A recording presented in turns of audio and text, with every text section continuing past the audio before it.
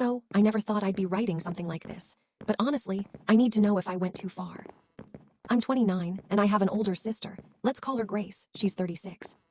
Growing up, Grace was always the golden child. The one my parents adored, spoiled, and defended no matter what. You know how every family has that one kid who can do no wrong? That's Grace. If she broke something, I got blamed. If she wanted something, she got it. I was the one wearing her old clothes, using her leftover school things, and basically living in her shadow. But despite all that, I worked hard. I pushed myself through college, got a decent degree, and eventually landed a job as a virtual assistant for a foreign company. The pay isn't millionaire level or anything, but because of the currency exchange, it's actually a very good income where I live. Meanwhile, Grace didn't finish high school. She got pregnant at 19, and since then it's been baby after baby. Right now, she has 4 kids, and she just announced she's pregnant again. When my family found out how well I was doing financially, things slowly started to change. At first, it was subtle. My parents would hint that I should help out a little, maybe buy something for my nieces and nephews. Then Grace began asking for small things, diapers, milk, school supplies. I didn't mind at first. I mean, I love my nieces and nephews and I wanted to help. But then it just kept escalating. Suddenly, I was being asked to pay for birthdays, baptisms, and milestone photo shoots. Then came tuition fees, medical bills, and even rent money. Grace wasn't even shy about it. She'd straight up message me saying, "Hey sis, can you send money? The kids need new clothes." Or, "I'm short this month, can you pay the electric bill?" Sometimes, she'd even tell me to pay the nanny or the babysitter, while she goes out clubbing with friends. And the worst part, my parents would defend her.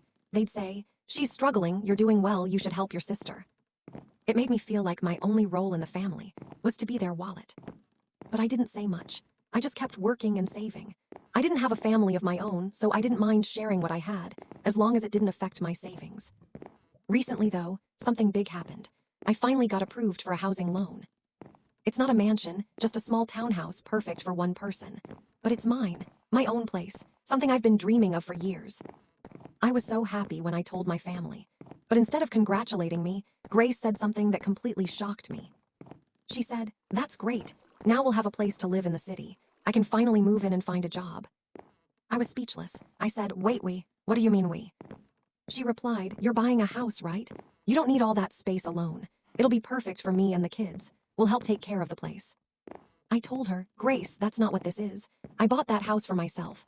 I've been working for years for this. It's my dream." She immediately got angry. She said I was selfish, that I had no heart, and that I only cared about money. My parents, as usual, took her side.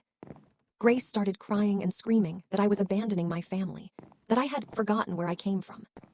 And honestly, I snapped. I said, "You know what, Grace? Maybe I wouldn't feel guilty if you actually tried to help yourself, but you keep treating pregnancy like a hobby.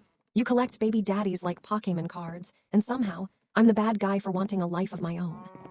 The whole room went silent. Grace just stared at me, completely shocked.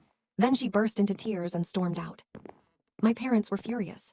They said I was cruel, heartless, and ungrateful, that I disrespected family. Now half my relatives are messaging me, telling me I should apologize and that I should learn to share my blessings.